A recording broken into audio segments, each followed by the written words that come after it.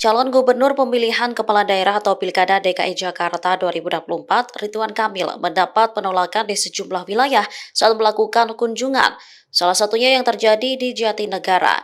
Bahkan di sana sampai terjadi keributan antar ormas saat kedatangan RK yang disebut-sebut karena adanya kesalahpahaman. Terkait hal ini, Wakil Presiden ke-10 dan 12 RI, Yusuf Kala, memberikan tanggapan.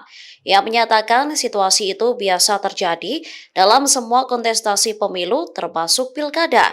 Respon tersebut disampaikan di kediamannya Jakarta Selatan pada Senin 9 September 2024. JK menyebut pasti ada warga yang menolak dan menyukai warga tertentu, sehingga ia meminta masyarakat Jakarta menimbang-nimbang mana kandidat yang terbaik.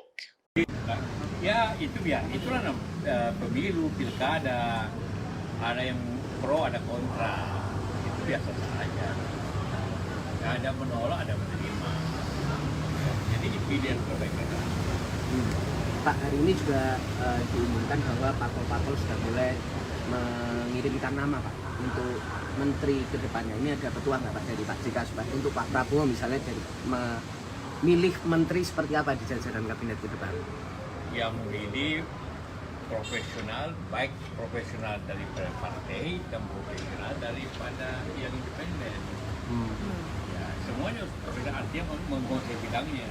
Jangan terjadi nanti tidak menguasai bidangnya, akan merugikan. Download Tribun X sekarang, menghadirkan lokal menjadi Indonesia.